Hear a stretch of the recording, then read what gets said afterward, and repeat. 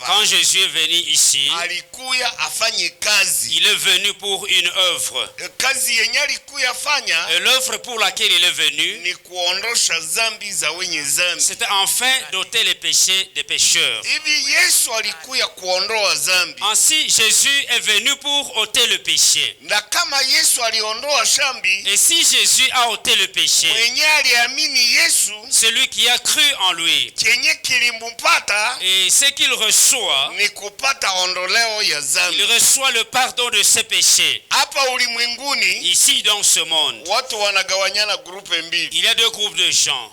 Watu hapa ulimwenguni Les gens dans ce monde, ni vipande viwili. ils sont en deux catégories. Kuna kipanda ya wenye Il y zambi a la catégorie des pécheurs na kuna kipanda ya wenye walitakaswa. et la catégorie de ceux qui sont sanctifiés. Hakuna sehemu ya tatu. Il n'y a pas de position intermédiaire. Hakuna katikati ndani ya wenye zambi na wenye Il haki. n'y a pas de position intermédiaire entre les saints et les pécheurs. Kama hujui Yesu, Si tu ne connais pas wewe ni Jésus, mwenye zambi. toi tu es un pécheur. Wewe ni mwenye zambi, Ou toi tu es un pécheur. ulizaliwa mwenye Et zambi. tu es né pécheur. Na tena kinaacho naendelea kuwa mwenye zambi. Et ce qui fait que tu continues à être Ulileta pécheur, kiburi juu ya Injili. c'est que tu as incité à ne pas recevoir le salut. Ulileta kiburi mbele ya wahubiri. Tu t'es enorgueilli devant les prédicateurs. Niwaambie, Que je vous informe. Yesu alikuya kutakasa. Jésus est venu pour sanctifier. Na alitakasa watu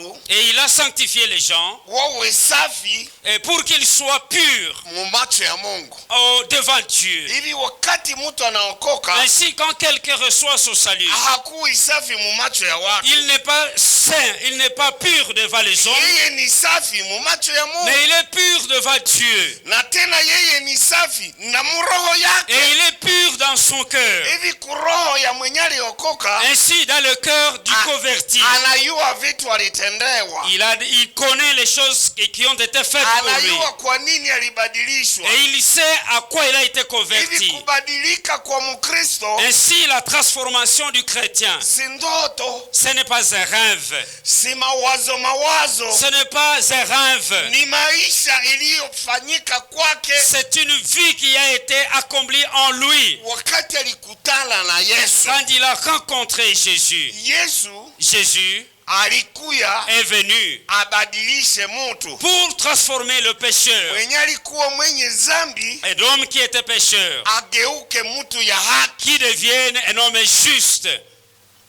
Tusome maandiko. Nous allons lire les Saintes Écritures. Ninataka kuwafahamisha magharibi ya leo Je voudrais dans ce soir vous informer ya kwamba kuna wenye zambi qu'il y a des pécheurs, aina tatu. trois catégories de pécheurs. Kuna wenye zambi Il y a des pécheurs wenye walizaliwa ni wenye zambi, qui sont nés pécheurs. na sie wote tulizaliwa, Et nous tous, nous sommes nés, hakuna kukuwa wenye zambi. nous sommes nés pécheurs. Hivi kukuwa mwenye zambi Ainsi, être pécheur, ni karaktere ya watu yote. c'est vraiment universel à tous les humains. Mtu mmoja peke yake Un seul homme, tangu dunia iliumbwa, depuis que le monde a été créé, kutoka Abele depuis Abel mpaka mzaliwa wa leo, jusqu'au dernier qui est mwenye né aujourd'hui, alizaliwa bila zambi celui qui est né sans péché, ni Jean-Baptiste. il n'y a que Jean-Baptiste. Alizaliwa na Roho Mtakatifu, Il est né en ayant le Saint-Esprit en lui. ni peke yake. Et seulement Jean-Baptiste,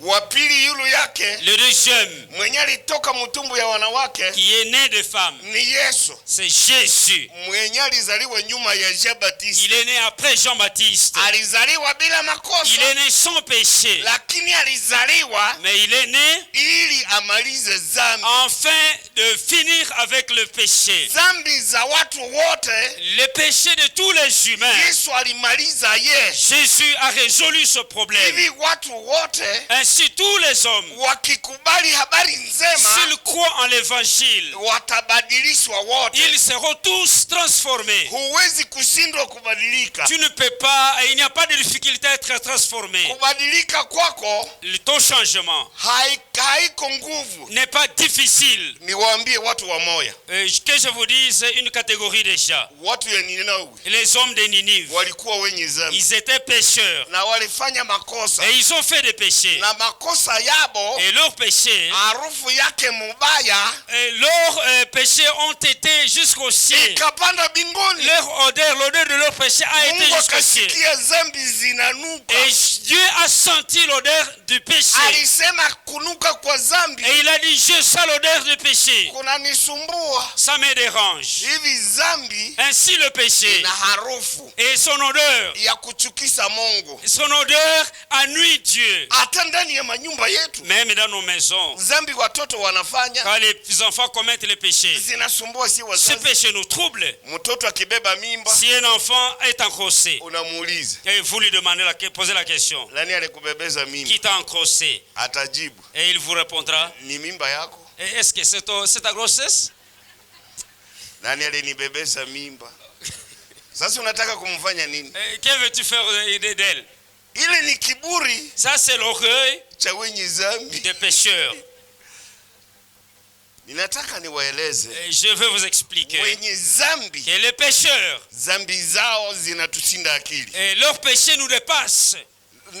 Dhambi za wenye dhambi Les péchés des pécheurs zinatusinda akili. nous dépassent de loin. Sababu ya nini? Pourquoi? Watu wanafanya dhambi Parce que ceux qui commettent les péchés, na hawapate haya. ils n'ont pas honte de leurs péchés. Wanafanya dhambi, Il faut commettre les péchés. hawahangaike na makosa yao. Ils ne pensent même pas, ne s'inquiètent pas de leurs péchés. Niwaeleze, Que je vous explique. tumezaliwa wenye dhambi, Nous sommes nés pécheurs. lakini sasa Mais maintenant, tulipoingia ndani ya maisha quand nous sommes entrés dans la vie, hatukuhangaikia kuokoka. nous n'avons même pas pensé au salut.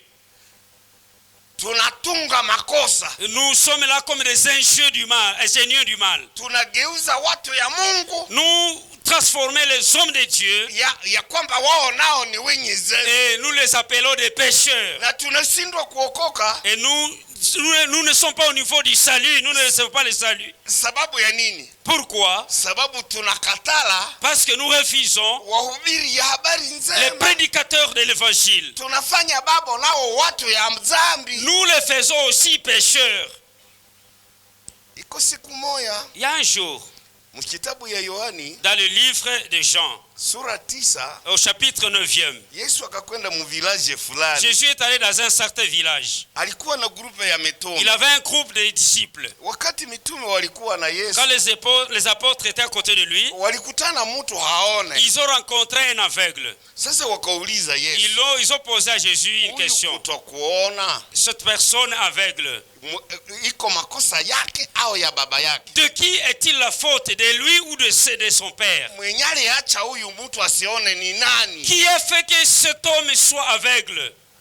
Yesu alijibu, Et Jésus a répondu, si makosa ya mama, la faute ne vient pas de sa mère, si makosa ya baba yake, la faute ne vient pas de son père, hata si makosa ya ule mwenye haone. ni la faute n'est pas de l'aveugle. Lakini hii ilifanyika Mais ceci a été fait ili Mungu atukuzwe. pour que Dieu soit glorifié. Hivi hapa tunangoja utukufu wa Mungu. Ainsi nous attendons la gloire de Dieu. Niwaambie, Que je vous le dise. ule mtu alikomalia Cet homme a grandi kwenye wanakatala Yesu. là où les gens refusent Jésus. Wakati watu waliona mtu ameponywa, Quand les gens ont vu cet homme guéri, niwaambie vyenye walisema. que je vous dis ce qu'ils ont dit. Wakati waliona ye, Quand ils l'ont vu, waliuliza ule mwenye alipona, ils ont posé la question à celui qui a été guéri. na walikuwa wameuliza maswali mengi. Et ils s'étaient posé plusieurs questions. Swali moja niwaambie, La première des questions, waliuliza baba yake, ils ont posé la question à son père. huyu mtoto Cet enfant, iko yako? est-il le tien? Tumesumbuliwa Nous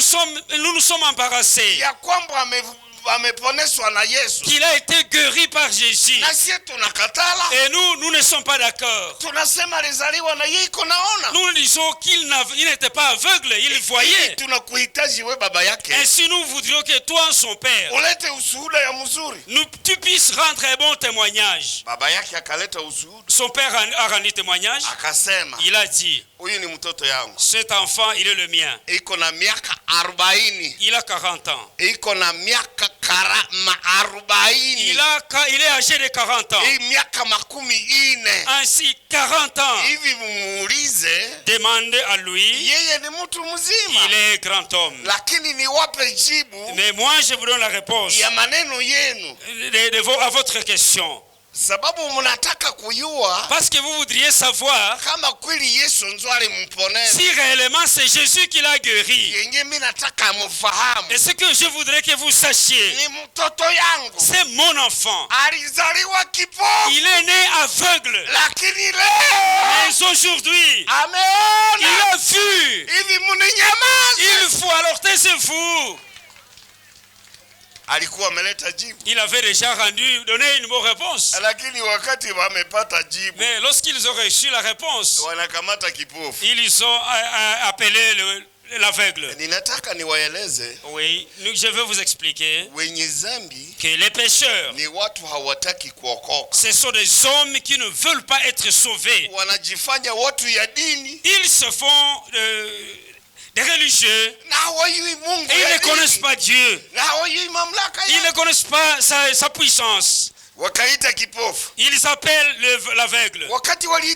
Lorsqu'ils ont appelé l'aveugle, ils ont commencé à dire des choses de leur religion. Ils ont dit, comme tu nous vois ici, nous sommes des serviteurs. Ainsi, ne nous trompez pas. Cet homme ici, toi aveugle, glorifie Dieu. C'est comme si c'est des gens qui connaissaient même Dieu. Ce sont des gens qui connaissent Dieu de leur tête. Ils connaissent Dieu dans leur intelligence. Mais ils ne connaissent pas Dieu. Ils ont dit ainsi. Nous connaissons que cet homme. Ils disent nous connaissons et qu'ils ne savent alors qu'ils ne savent rien.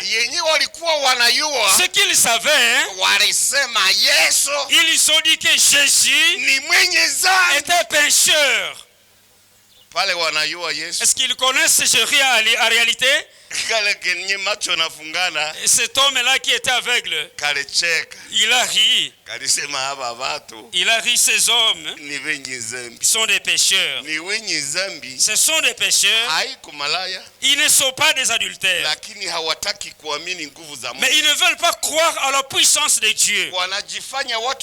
Ils se font des religieux parce qu'il a été gradué et parce qu'il a fait son grand séminaire. Alors les prêtres, il ne veut pas écouter le message du salut. Lui connaît, je vous salue Marie, mère de Dieu. Et il est pécheur. S'appeler, c'est connaître pécheur, cela ne t'amène pas au salut. Il y a des gens qui se reconnaissent comme pécheurs et ils ne connaissent même pas ce que c'est le péché. Parce que le péché, pour votre information, le péché c'est de l'ignorance. C'est de l'ignorance. Ceux qui ont refusé à croire à Jésus, ils ont continué dans leur méconnaissance.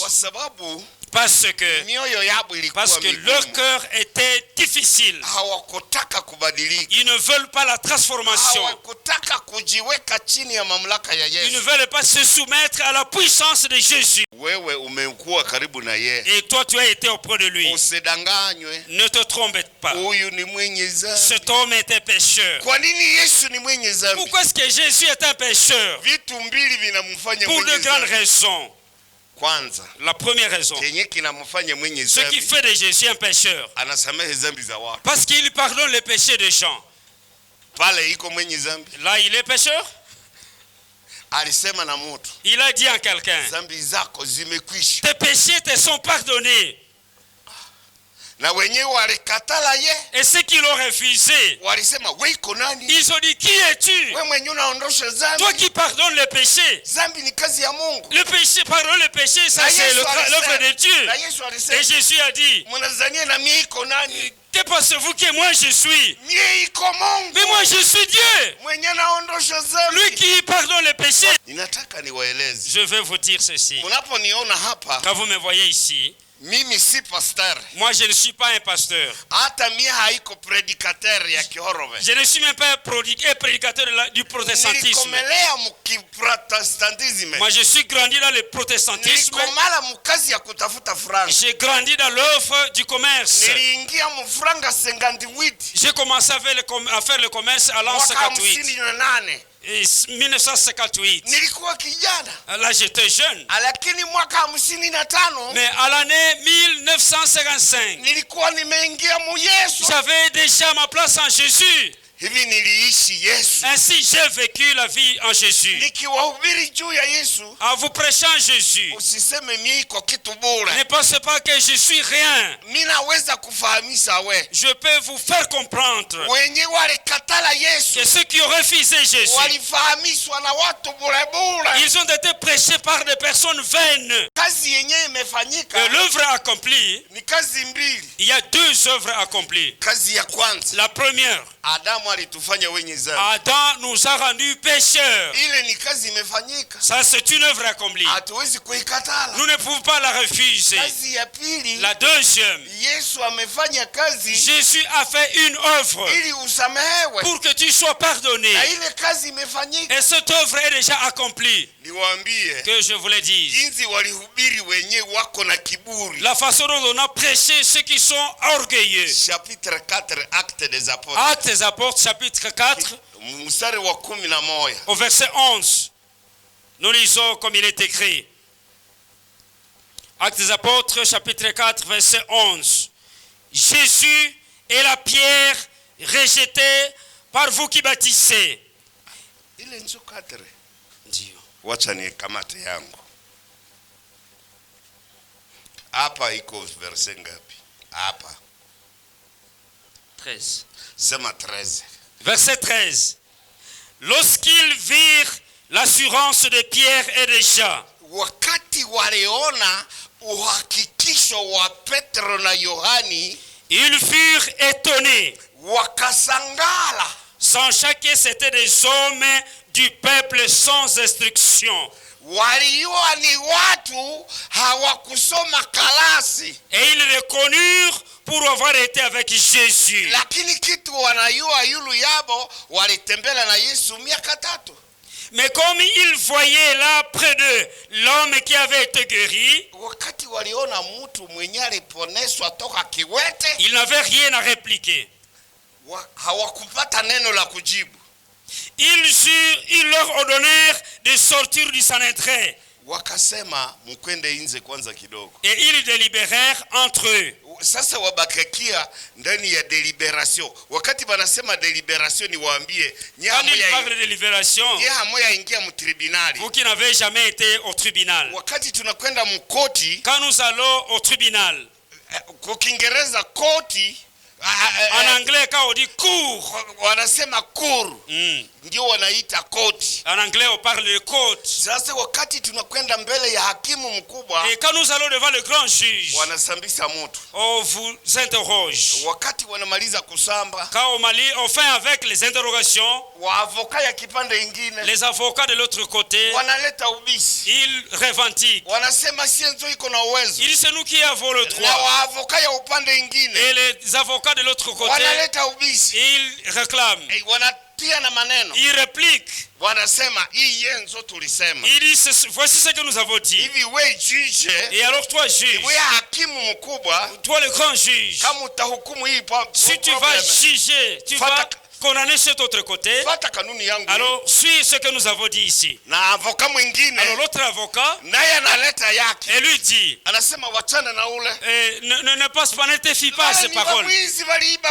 Ce sont des voleurs, ils ont volé notre terre. Ona yangu njoo. Voyez ce que moi j'ai dit. Hivi juge, et alors le juge, hakimu mkubwa, le grand juge, anakuwa na mawazo mbili. Il a alors deux grands raisonnements. Wale wa avocate, ces avocats là, wakati wanajije problème, quand ils sont en train de juger le problème, wanaambia jiji, ils disent au juge, wanasema huyu mtu, il dit cet homme ici, umfunge miaka 15, nous voudrions qu'il soit emprisonné pour 15 ans, na alipe $1,100 et qu'il puisse payer $1,000. Na mwingine anasema, et l'autre dit, huyu yango, le mien ici, naye alipwe, je voudrais qu'il soit soit dédommagé. Alors nyuma ya ubisi, et alors à la fin de cette discussion, ile ubisi kukifranza, et cette discussion en français inaitwa plaidoirie, s'appelle la plaidoirie. Munasikia moyo yake ya Kifranza? Vous avez compris ce mot en français? Inaitwa plaidoirie. On parle de la plaidoirie. Na wakati Mungu aliita Mayahudi mbele ya tribunali yake, et lorsque Dieu a appelé les juges devant son tribunal, alisema venons et plaidons. Il a dit venons et plaidons. Mukuye tufanye ubisi. Venons et plaidons. Kama zambi zako zilikuwa nyingi, si tes péchés sont nombreux, zitabadilishwa, ils seront transformés, zitakuwa nyeupe, ils seront blancs comme la neige. Ilitokana na ubisi. Cela est sorti de la discussion. Hivi wakati et maintenant, Mayahudi, quand les Juifs walikutana mitume, ont rencontré les apôtres, walisema hawa watu, ils ont dit ces hommes hawakusoma kalasi, ils n'ont pas d'instruction, hawana mafundisho yoyote ya Biblia, ils n'ont pas grand chose sur la Bible. Yesu alikuwa anatembea na babu, et Jésus marchait avec eux, anatengenezea babu mikati, il est en train de leur donner du pain. Pale wanamaliza masomo ya Yesu. Et là ils ont fini l'école de Jésus. Sasa kutengeneza mikate, et maintenant multiplier les pains, inaweza leta akili mumoto. Est-ce que cela vraiment peut instruire quelqu'un? Lakini mais ingawa hawakusoma, bien qu'ils n'aient pas été à l'école, wanamaliza ubisi yetu, ils ont fini notre discussion. Sababu mwenyewe alitembeza kama kiwete, parce que celui qui marche maintenant, qui était boiteux, ni muujiza wazi, c'est vraiment un miracle qui est clair. Hatuwezi katala yeye. On ne peut pas renier ce miracle. Hivi tuite mitume, et maintenant appelons ces apôtres, tuwaambie, et disons-leur, mwache kufundisha yule ya Yesu, cessez de prêcher au nom de Jésus. Zambi njoo iliacha, c'est à cause du péché, sababu wameona parce qu'ils ont vu ile Yesu amefanya, ils ont vu ce que Jésus a fait. Petro alisema, et lorsqu'ils ont dit, wakati aliulizwa, lorsqu'on a demandé, ulifanya hii muujiza na mayele gani? De quelle puissance as-tu fait ce miracle? Ye Petro alijibu et Petro a répondu. Alijibu haraka. Il a vite répondu. Bila kuwazawaza. Sans même penser à autre chose. Ili utoke ndani ya dhambi. Pour que tu puisses sortir du péché. Kalmela iko na jibu ya haraka. Kalmela a une réponse très vite là. Ninaweza mumpa we jibu ya haraka. Il peut te donner une réponse là très iko pasere ya Sebeka. Moi je ne suis pas pasteur de la CBCA. Lakini nilitembea na Mungu. Mais j'ai marché avec Dieu. Na kama nilitembea na Mungu. Et si j'ai marché avec Dieu. Na unaweza tembea na Mungu. Et toi tu peux marcher aussi avec Dieu.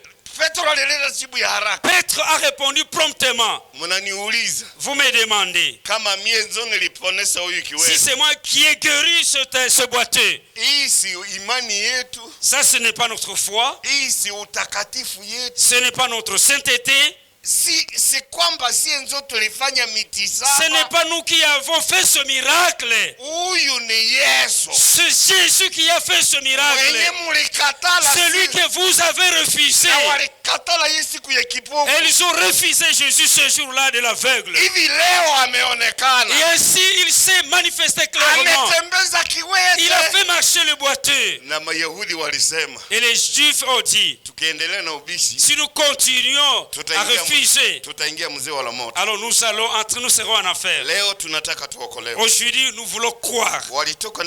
Ils ont sorti du péché en sortant de la discussion. Ils sont sortis de la discussion. Si vous continuez à refuter le message, tu vas continuer à rester pécheur. Même quand tu n'es pas adultère, tu continueras avec la discussion et tu resteras pécheur. Même quand tu n'es pas un voleur. Certaines personnes disent, si Kalmela prêche, il parle souvent de l'adultère. Et tout péché n'est pas l'adultère. Il y a d'autres péchés. C'est l'endurcissement du cœur. Quand tu arrives, tu voudrais être exhorté. Quand on te dit Jésus a fini ton problème, et alors tu t'enorgueillis.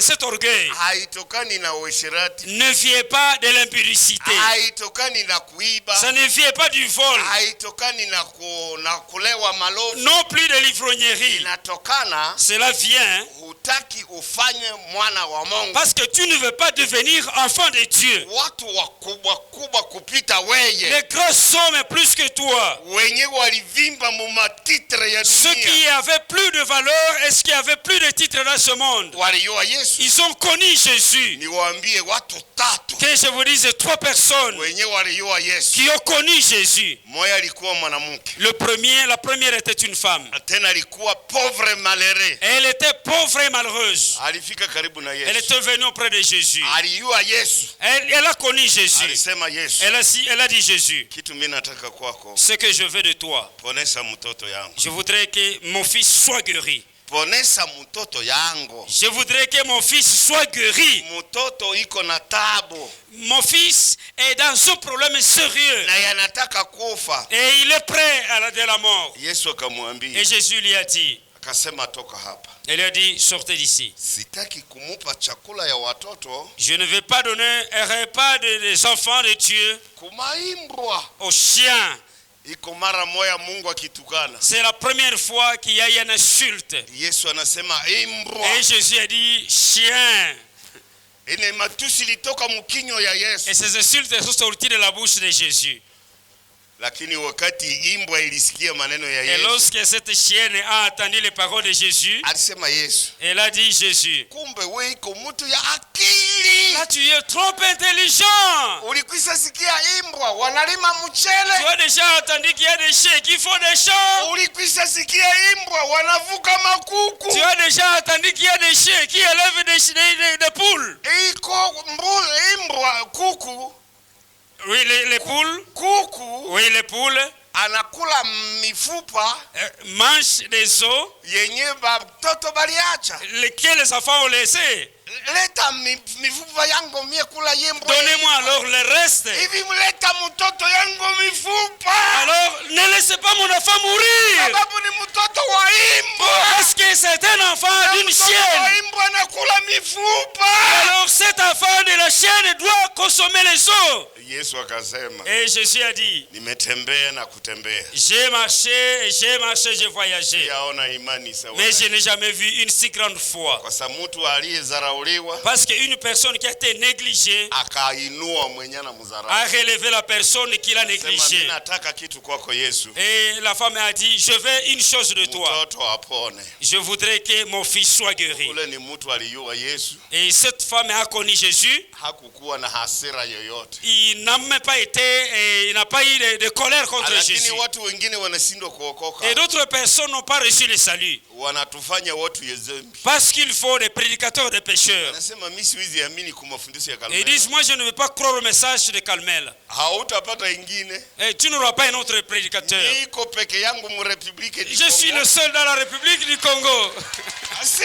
Si wadanganyi. Je ne vous trompe pas. Si wadanganyi. Je ne vous trompe pas. Sababu ya nini? Pourquoi? Sikusoma kalasi. Moi je n'ai pas fait des études. Nilikala kutafuta franga. Moi je me suis donné à chercher l'argent. Lakini nilimjua Yesu. Mais j'ai connu Jésus. Sina elimu ya masomo. Je n'ai même pas connu grand chose des écoles. Nilifanya 5e année primaire. Moi je n'ai fait que la 5e année primaire. Mwaka 56. En 1956. Nikakwenda kuikala Mkene kwa poli. Et je suis allé à Mukene chez nous. Kule kupoli mupoli. Et là au village à Mukene. Njokuta toka mwenye nasumbua. C'est là qu'il y aurait quelqu'un qui dérange vraiment les gens. Mungu alikwenda kunitoa kule. Dieu m'a cherché de Mukene. Akanileta. Et il m'a amené ici. Kwenda fungula macho ya vipofu. Pour ouvrir aux aveugles les yeux. Ufahamishe babo. Pour qu'ils comprennent. Ili wayue. Pour qu'ils comprennent, qu'ils sachent. Kwamba kuna Yesu. Qu'il y a Jésus. Yenye aliponesha viwete. Celui qui guérit les aveugles. Mwenye alitembeza vipofu. Celui qui ouvre les yeux des aveugles. Mwenye alitundikwa yulu ya muti. Celui qui a été crucifié. Na alimwanga damu yake. Et il a versé son sang. Ili watu wasamehewe. Pour notre pardon. Semeni amen. Dites amen. Kuna Yesu. Il y a Jésus. Celui qui a été crucifié. Et par sa crucifixion. Et sa crucifixion est connue de tous les musulmans. Cela est connu de tous les catholiques. Et tout le protestantisme connaît la crucifixion de Jésus. Même les églises de réveil et les fausses églises connaissent la crucifixion de Jésus. Ils savent qu'un jour, le Fils de l'homme a été crucifié. Ce qui a fait que Jésus soit crucifié, il a été crucifié pour nous réconcilier avec Dieu et pour nous donner le pardon des péchés.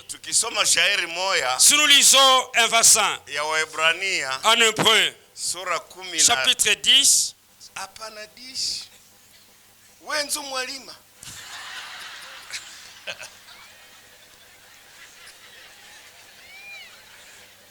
chapitre 12. Chapitre 12. Chapitre 13. Chapitre 13. Verset 12. Verset 12. Hébreu 13, verset 12. Nous sommes à verset 12. C'est pour cela que Jésus aussi, afin de sanctifier le peuple par son propre sang, a souffert hors de la porte.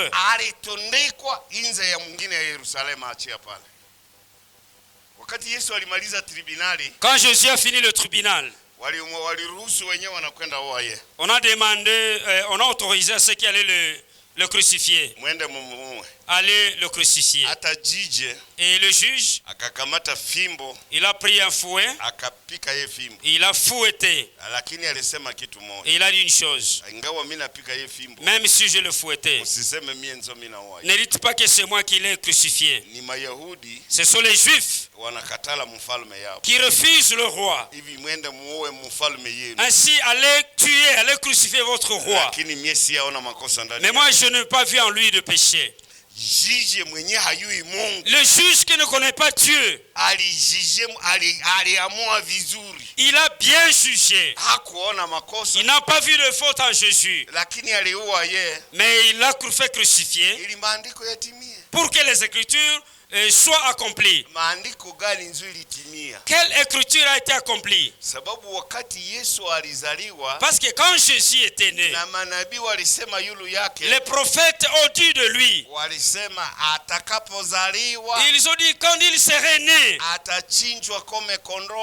il sera tué comme une brebis.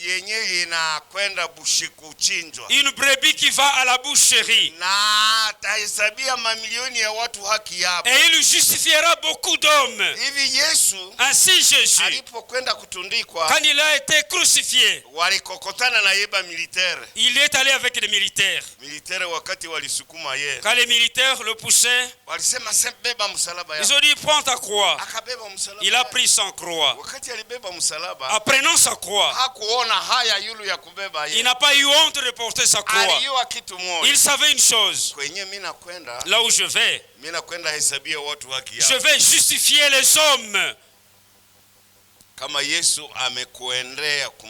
Si Jésus est allé à la croix à ta place et il a versé son sang pour que tu sois sanctifié, et si nous te disons ce message, ça te demandait quelque chose de retour,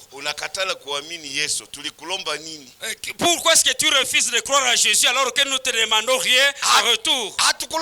On ne te demande rien. Que je vous dise cette autre personne, Jésus l'a appelé chien. Mais ce chien-là a fait taire Jésus. Et Jésus s'est tué. Il a dit j'ai marché, j'ai voyagé, mais je n'ai jamais vu une si grande foi. Cette foi du chien a vraiment été au-delà de la compréhension de Jésus. Et Dieu a dit allez, va-t'en, ta foi a guéri ton enfant. Et la maman s'en est allée sans que son enfant est guéri. Elle a cru. aliitika. Elle a accepté. Alifahamu Yesu hawezi sema bongo. Elle a compris que Dieu ne pouvait pas mentir. Lakini niwaambie mtu mwingine. Mais que je vous dise quelqu'un d'autre qui a connu Jésus. Alikuwa general ya ba militaire. C'était un général des militaires. Hamuyui ba general ya ba militaire. Vous ne connaissez pas les généraux des militaires. Kama ni watu gani? Qui ils sont? Watu ya militaire. C'est ces gens, ces militaires. Wako na kiburi mingi. Ils sont tellement orgueilleux. Na kiburi yabo. Et leur orgueil. Akipika we masasi. S'il te fusille. Atakuua bure sawa kuku. Et tu meurs comme une poule. Na hakuna kitu kitafanyika. Et il n'y aura rien. Wanapika na mfalme masasi. Ils peuvent même fusiller le roi. Mfalme ya Misri hapa. Le roi d'Égypte. Walipika ye masasi ndani ya tribuni. Oui, ils ont tué le président égyptien au tribunal. Hawakuhangaika. Ils ne s'en ont même pas inquiétés. Hata Kabila hapa kisasa. Même notre président Kabila Kinshasa. Walipikia ye masasi munyumba yao. Ils l'ont fusillé dans sa maison. Walisema utapika ye masasi. On leur a dit, est-ce que tu vas fusiller le président? Tu vas le fusiller? Oui, je vais le tuer. Et qu'est-ce qu'il y aura? Et il l'a tué. Et le roi s'est converti. Et là, le roi, il a été tué par son militaire. Le militaire, ce sont eux qui font taire le monde entier. Et dans le règlement militaire, un militaire est arrivé auprès de Jésus avec son règlement militaire. Il a dit à Jésus, je veux que tu ailles guérir mon enfant. C'est à Matthieu chapitre 8, nous n'allons pas lire. Et quand Jésus a entendu ce message, il a dit, attends que je finisse à prêcher. Nous irons avec toi. Et le soldat a dit, et il a dit, est-ce que tu penses que je ne te connais pas? Je te connais convenablement. Je te connais convenablement. Laisse-moi que je te dise qui je suis. Moi, je suis un homme. Et je règne sur un groupe de gens. Si je dis à l'aide de mes soldats, va à Beni pour m'amener 2 personnes. Tu vas les amener ligotés. Et ils vont. Et quand ils arrivent auprès de lui, ils disent, sortez de là. On a besoin de toi. Ils ne vont pas dorloter le chef du quartier. Nous venons pour emprisonner quelqu'un. Ils viennent avec une autorité suprême. Et ils prennent les gens, ils l'amènent devant leur chef. Alors ce militaire a dit, Jésus, moi je ne suis qu'un ver. Et je commande les gens et ils m'obéissent. Alors si je te dis seulement un mot. Si tu dis seulement une parole, et mon fils sera guéri. Qu'est-ce que tu iras faire dans ma maison? Dis seulement un mot là où tu es. Ça c'est un homme qui a connu Jésus. Et son orgueil a été anéanti devant Jésus.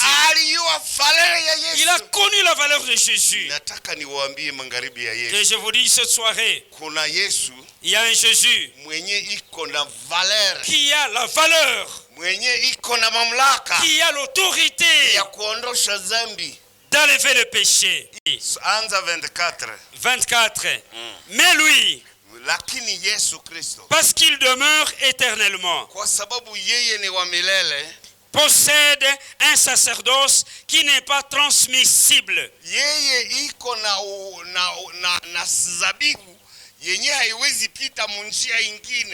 C'est aussi pour cela qu'il peut sauver parfaitement ceux qui s'approchent de Dieu par lui, étant toujours vivants pour intercéder en leur faveur. Pour intercéder à leur faveur.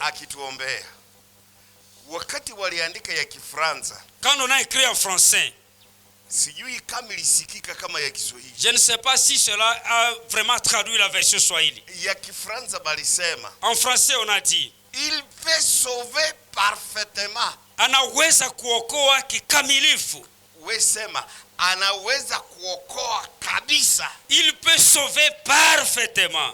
Yesu, Jésus, wakati anaokoa, lorsqu'il sauve, haokoe mtu nusu nusu. Il ne sauve pas en moitié. Anaokoa mtu kabisa. Il sauve parfaitement. Na mtu anakuwa safi. Et l'homme devient pur. Kwa nini anaokoa kabisa? Pourquoi est-ce qu'il sauve parfaitement? Nilikutana andiko lingine. J'ai rencontré un autre verset. La Waebrania. En hébreu. Sura 9. Au chapitre 9. Verset 13. Au verset 13. Musomeye. Lisons-le. Hébreu chapitre 9, le verset 13 dit ce qui suit.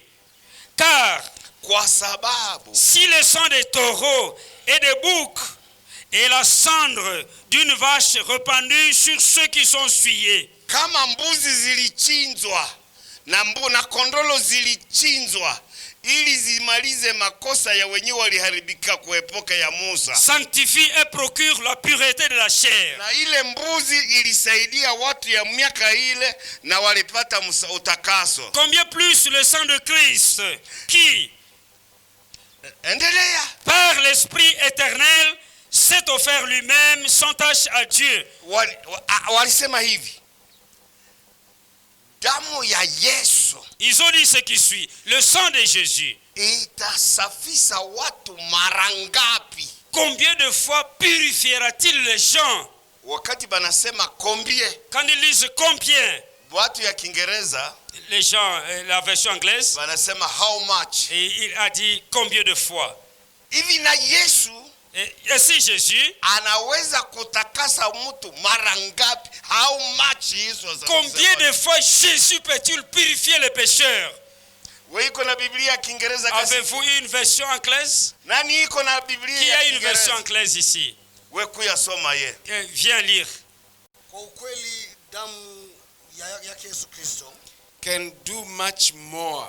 Inaweza kufanya zaidi.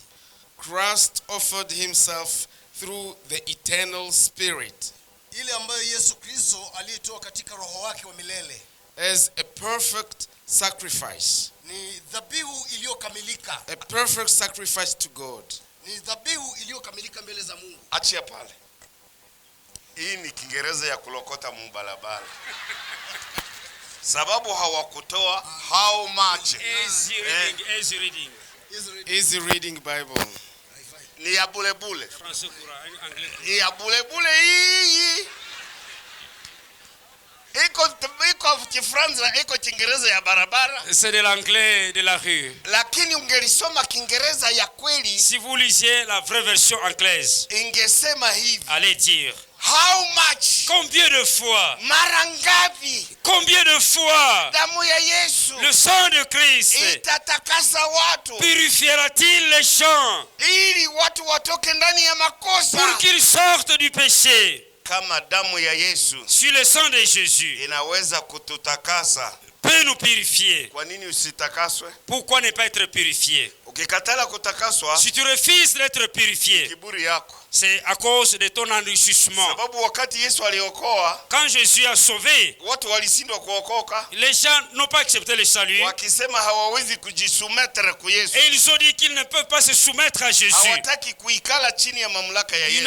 Ils ne veulent pas se soumettre sous l'autorité de Jésus. Lakini militaire, mais le militaire mwenye alifika karibu na Yesu, qui était venu auprès de Jésus, aliyoa Yesu, il a connu Jésus. Alisema Yesu, il a dit Jésus, sisemi uende kunyumba yangu. Moi je ne te prie pas d'aller dans ma maison. Nyumba yangu wewe iko mtu mkubwa huwezi ingia. Je connais que tu es grand et que tu ne veux pas aller dans ma maison. Lakini tu maneno moja tu. Mais dis seulement une parole. Sababu mimi najua maneno yako. Parce que je connais tes paroles. Haiwezi kushindwa. Ne peuvent pas rentrer sans effet. Na maneno ya Yesu, et les paroles de Jésus ya leo, pour aujourd'hui, haiwezi kushindwa kubadilisha wewe. Ne peuvent pas ne pas te transformer. Sababu vyenyewe vinaacha usibadilike. Parce que ce qui empêche ta transformation, ni kwa sababu ya kitu moja. C'est à cause d'une seule chose. Uliamini mubaya. Tu as mal cru. Niwaambie gizi watu waliamini Que je mubaya. vous dise comment les gens ont mal cru. Watu mbili waliamini Deux mubaya. personnes ont mal cru. Watu wakaleta malaya, Les gens sont venus avec une femme adultère. wakamleta mbele ya Ils Yesu. sont venus avec elle auprès de Jésus. Wasema huyu mama Ils ont dit, cette femme, ameharibisha kanisa. il est mauvaise dans notre église. Ametembea na mapasta. Et il a déjà fait l'adultère, combien l'adultère avec les pasteurs. Amefanya mazambi mingi Il a fait mkanisa. trop de péchés dans notre Na église. Musa alisema tutaoa Et watu. Moïse a dit que de telles personnes doivent être tuées. Hivi tumekosa mtu wa kuturuhusu? Et si nous n'avons pas quelqu'un qui nous autorise de la tuer, Wewe tumekuona. toi nous t'avons vu, Unetuambia uwe tata wiko mkubwa kupita et Abrahamu. tu as dit que tu es plus grand qu'Abraham. Kama wiko mkubwa kupita Abrahamu, Alors si tu es plus grand qu'Abraham, utashindwa hapa probleme gani? quel est le problème qui te sera difficile? Leo tunajua wiko mkubwa kupita Abrahamu. Aujourd'hui, nous savons que tu es grand, plus qu'Abraham. Leta maneno. Dis un mot. Tunanyolosa huyu mama. Et nous voulons tuer cette femme. Aache kuharibisha dini. Qu'elle ne cesse de troubler notre église. Yesu alisema. Et Jésus a dit, Akainama chini. et il s'est baissé par terre. Lakini mimi nasangala yulu yenu. Et moi je m'étonne de vous. Mulileta mama. Vous êtes venu avec cette femme. Hamkuleta mwanamume. Et vous n'êtes pas venu avec son mari. Hivi kama muko safi. Et si vous êtes pur, Mupike ye maibo. et tu es là. Akaachia pale. Et il s'est arrêté là-bas. Akainama chini. Et il a encore baissé sa tête. Kila mmoja wabo Et chacun d'eux alisema na kweli. a dit dans son cœur, Sisi enzo tulikimbiza kile en kibaba. vérité, c'est à cause de nous que cet homme s'en est allé. Si mbili wangekuwa hapa. Mais il serait là en deux.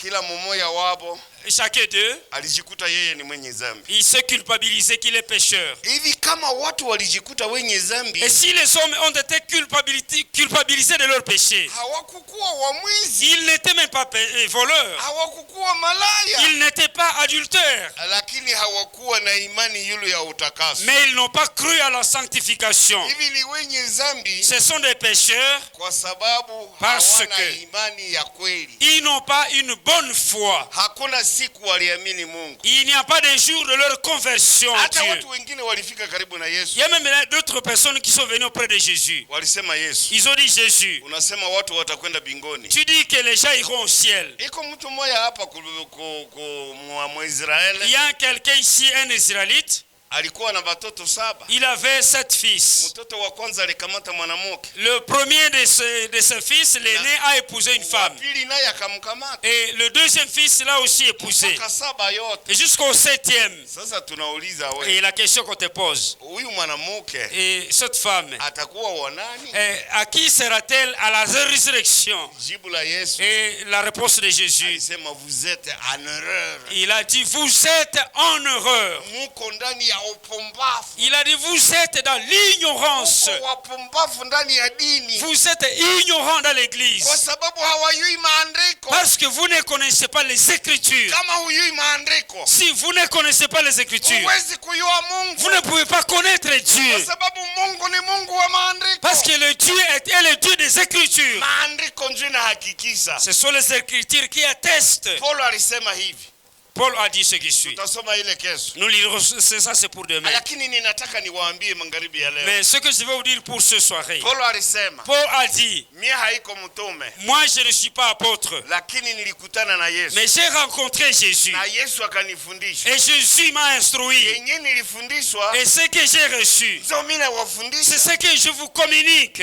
Ya kwanza, La première des choses, sawa maandiko yasemavyo, comme disent les Écritures, Yesu alikufa kwa sababu ya dhambi zetu, sawa maandiko yasemavyo. Christ est mort pour nos péchés selon les Écritures. Akazikwa sawa maandiko yasemavyo. Il a été enseveli selon les Écritures. Akafufuka sawa maandiko Il yasemavyo. est ressuscité selon les Écritures. Hivi kama maandiko Ainsi, si les Écritures imetangaza Kristo amefufuka, proclament ou attestent que Jésus est ressuscité, sasa unaleta ubisi ya nini? pourquoi contredire ce message? Kenye kinaacho unabakia mwenye dhambi, Ce qui fait que tu continues à être pécheur, kuleta ubisi na c'est parce que maandiko. tu ne vas pas croire. amini leo, accepte aujourd'hui. Ce que j'explique aujourd'hui, ni kwamba siku moja, c'est qu'un jour, Kristo alimwanga zabihu yake, que Christ s'est offert en sacrifice ili usamehewe, pour que tu sois pardonné. na utasamehewa leo, Et tu recevras ton pardon aujourd'hui, sababu hautapinga maandiko. parce que tu ne veux pas refuser ces écritures. Nikachia pale, Si je m'arrêtais par là, ninakudanganya? je vous ai trompé? Ninakuambia wazi, Je vous dis clairement, kuna maandiko il y a des écritures yenye nasema qui attestent mwana ya Mungu que le Fils de Dieu alikwenda yulu ya mizumari a été crucifié. na alitundikwa, Et il a été crucifié na zambi zako zimalizia pale. et nos péchés ont pris fin sur la croix. Tusome andiko la mwisho, Que je lise le dernier verset. Matendo ya Mitume Actes des Apôtres, kipande 13 chapitre 13, mstari wa 38, le verset 38. mstari wa 38. Actes des Apôtres 13, 38. Tusome ile 38, Lisons le verset 38. pima kusoma ye. Sachez donc, hommes frères, Muyue kwanza nyiba ndugu yangu, que c'est par lui que le pardon des péchés vous est annoncé. ni ndani ya Yesu Kristo munatangaziwa msamaha wa dhambi. Et que quiconque est justifié par lui, et que quiconque croit est justifié par lui de toutes les choses. De vous ne pouviez être justifié par la loi de Moïse. Yeyote anayeamini Yesu anahesabiwa haki yenye haitokani na torati ya Musa. Achia pale. Torati ya Musa iko ngapi? La loi de Moïse, il y a combien de lois de Moïse? Kumbukumbu la torati lote ni kitabu ya Musa. Le Deutéronome, c'est le livre de Moïse. Exode yote ni kitabu ya Musa. Exode, c'est le livre de Moïse. Levitique yote ni kitabu ya Musa. Lévitique, c'est le livre de Moïse. Kitabu ya Hesabu ni torati ya Musa. Même nombre, c'est le livre de Moïse. Lakini vitabu vyote vya Musa, Mais toute cette Pentateuque, niwaambie vitabu ya Musa, que je vous dise sous le Pentateuque, ni vitabu ine. il y a 4 livres. Kitabu ya kwanza Le premier de ces livres, ya Mwanzo, de la Genèse, haiko kitabu ya Musa, n'est pas un livre de Moïse. ni kitabu ya watakatifu ya mbele ya Musa. C'est un livre qui a été composé par les saints d'avant Moïse. Musa hayui batu benye bako mu kitabu ya Mwanzo. Moïse ne connaît pas ceux qui ont vécu dans ce livre de la Genèse. Et voilà, ce n'est pas son livre. Inaanza na Abel. Ça commence par Abel. Inaanza na Enoka. Ça commence par Enoch. Inatoka kwa Noa. Et ça passe par Noé. Inafika ku Metuzela. Et cela va vers Métusela. Nyuma yake inakuja kwa Abraham. Et cela va vers Abraham. Abrahamu, Isaka na Yakobo. Abraham, Isaac et Jacob. Inamalizika na Yosef. Et cela va finir avec Joseph. Musa na yua ile basi. Est-ce que Moïse connaît ces gens? Ati mlisoma théologie. Et vous dites que vous êtes théologien. Théologie gani mlisoma? Quelle théologie avez-vous faite? Hamuyui hiki ni kitabu Ne savez pas que ce livre kiliandikwa na ufunuo wa Mungu. a été écrit par la révélation de Dieu. Lakini torati ya Musa, Mais la loi de Moïse, ni Kutoka c'est l'Exode, na Hesabu le nombre, na Walawi Lévitique, na Kumbukumbu la Torati. Deutéronome. Niwaambie, Que je vous le dise, kitabu ya Kutoka, le livre de l'Exode, hata kitabu ya Walawi, même le Lévitique, njo waliandika shairi moja. c'est là qu'on a écrit un verset. Mchapitre 19. Au chapitre 19, Hatutasoma. nous n'allons pas lire ce texte. Anasema, Il a été dit, Mungu anaambia Musa, Dieu dit à Moïse, ambia Mayahudi yote dit à ces Juifs ya kwamba que mie Yehova moi, l'Éternel, ninataka kitu moya kwabo. je veux une chose de ces gens. Watakuwa watu watakatifu Ils seront saints kama mie iko mtakatifu. comme moi je suis saint.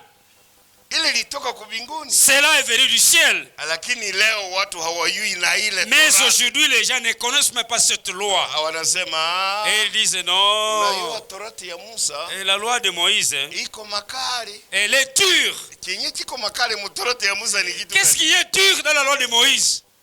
Hakuna kitu makali. Il n'y a pas quelque chose de difficile. Sababu torati ya Musa Parce que dans la loi de Moïse, haiwezi fanya ile Yesu alifanya. la loi de Moïse ne peut jamais accomplir ce que Jésus a fait. Lakini ukisoma kitabu ya Matendo ya Mitume, Mais si vous lisez dans les Actes des Apôtres, mwenye iko na kitabu ya Kiswahili, celui qui a une version Swahili asome Matendo ya Mitume, va nous lire Actes des Apôtres mstari wa 10 na kipande 13 au chapitre 13, na mstari wa 38. le verset 38. Mtu atusomee ile wa Kiswahili.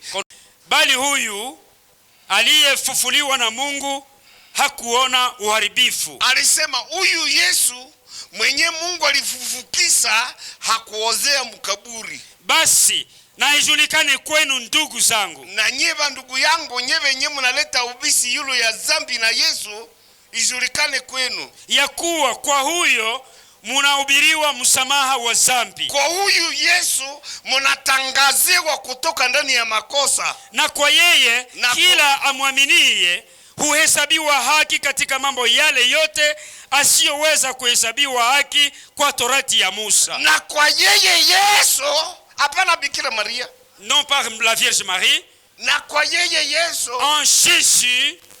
Kama mtu anaamini Yesu, Si quelqu'un croit en Jésus-Christ, anapata kusamehewa. il reçoit le pardon des péchés. Kama tunakutangazia zambi zako Si nous vous annonçons que les zimeondolewa péchés ont été enlevés, wakati Kristo alifufuka, quand Christ est ressuscité na wakati alitundikwa kumsalaba, et quand il a été crucifié sur la croix, hatuyadanganya wewe. là nous ne te trompons pas. Ukitaka kuendelea kuwa mwenye zambi, Si tu veux demeurer pécheur, ambakia ndani ya zambi, reste dans les péchés. acha kuamini. Et alors tu ne vas pas croire. Kama unakatala kuamini, Si tu refuses de croire, lakini hautakatala kufanya mais makosa, tu ne vas pas refuser de commettre les péchés. sababu nguvu ziko ndani ya imani. Parce qu'il y a une puissance dans la foi. Wakati tunaamini Yesu, Quand nous croyons en Jésus, tunapata uwezo nous recevons la puissance kufanyika watoto ya de Mungu. devenir enfants de Dieu. Endelea na ubisi yako. Continue à refuser ce message Ukisema watu ya Mungu ni wenye en zambi, disant que les hommes de Dieu sont aussi pécheurs. unapanga makosa yabo, Et alors,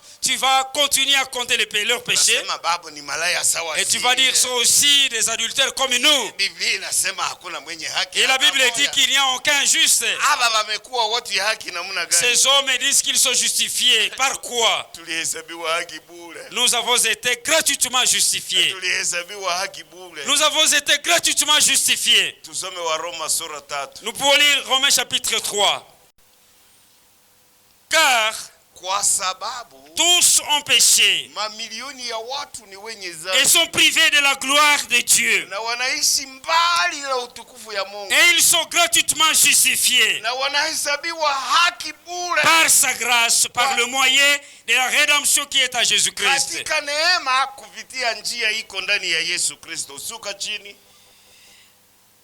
Celui que Dieu a destiné à être par son sang, Mwenye Mungu alitoa, alisema huyu kwa damu yake pour ceux qui croiraient, victime propitiatoire. wenye wataamini ya kwamba Kristo ametundikwa kwa sababu yabo, Afin de montrer par sa justice, ili aoneshe haki yake ya parce bure, qu'il avait laissé impuni les péchés commis auparavant, kwa sababu Mungu hakuangakia mazambi yetu au ya temps de mbele. sa patience. Kwa njia ya uvumilivu wake Il montre ainsi sa justice dans le temps présent, anaonesha haki yake leo le tarehe 8, de manière à être juste, ili awe haki, tout en justifiant celui qui y a la foi en Jésus. ili ahesabie watu yote wenye wanaweka imani ndani ya Yesu. Wimbo moya ya Kiswahili inasema imani kwa Yesu Kristo, imani kwa Yesu Kristo. Tunakuwa weka imani kwa Yesu Kristo. Nous mettons notre foi à Jésus-Christ pour quelle chose? Wakatoliki wanaamini Yesu. Les chrétiens catholiques croient en Jésus. Même les adventistes croient en Jésus. Même les témoins de Jéhovah croient en Jésus. Même les branhamistes croient en Jésus. Mais tous les protestantismes croient en Jésus. Même les pentecôtistes croient en Jésus. Mais une chose qu'ils refusent. Ils disent nous sommes nés pécheurs. Et nous serons sanctifiés quand nous serons au ciel. Et que je vous dise, il n'y a pas de sanctification au ciel. La sanctification c'est pour aujourd'hui. La sanctification c'est dans ce monde. Parce que ici dans ce monde, c'est là que c'est ici que le sang de Jésus a été versé. Et ce sang a coulé. Et ce sang a été versé. Et Jésus a pris ce sang. Et il est allé avec ce sang dans les lieux célestes devant son Père. Et il a dit, voyez, je suis mort pour ces gens. Dieu a accepté l'offrande de Christ. Et il a ressuscité après 3 jours. Ainsi, après sa résurrection, lisons cette écriture, la dernière écriture. Romains, chapitre 4, le verset 25. 24. C'est encore à cause de nous à qui cela sera imputé. À nous qui croyons à celui qui a ressuscité des morts, Jésus notre Seigneur, qui a été livré pour nos offenses et qui est ressuscité pour notre justification. Amen. Purifier leur cœur. Ainsi Jésus a purifié le cœur de gens par leur foi. Et toi tu seras pur à cause de ta foi en Jésus-Christ. Crois en Jésus aujourd'hui et tu seras purifié. Et ne dites pas des choses de l'égard des serviteurs de Dieu. Quand les Juifs ont cru, le jour où le paralytique a marché, 5000 hommes qui étaient venus et qui ont vu la crucifixion de Jésus, ils ont été baptisés. Parce qu'ils ont cru en Jésus, celui qu'ils ont rejeté, et ils l'ont déjà tué. Et Jésus a pardonné même à ses adversaires. Et toi tu peux être pardonné. Nous te prions, Père, toi qui nous as réunis en ces lieux, pour qu'on puisse t'écouter. Ainsi parmi ces gens, qui veut croire en Jésus, accepter sa foi? Qui dit dans l'assemblée, moi je veux me mettre debout ici pour que nous puissions prier avec lui? Il peut venir ici avant ces versets. Qui dans l'assemblée, tu les connais tous. S'il y a quelqu'un qui a été invité, qu'il vienne écouter ce message de cette soirée. Ce message l'a sauvé. Parce que ceux qui ont été sauvés, ce ne sont pas ceux qui ont manifesté leurs mains. Ce ne sont pas ceux qui ont reçu le baptême.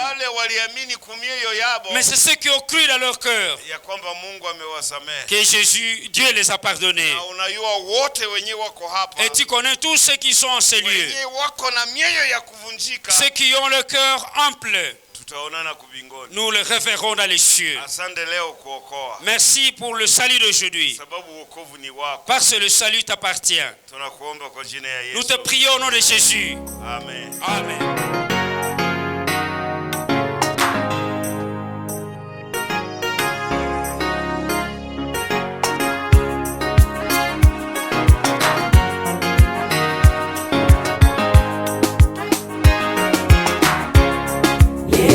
Sherekea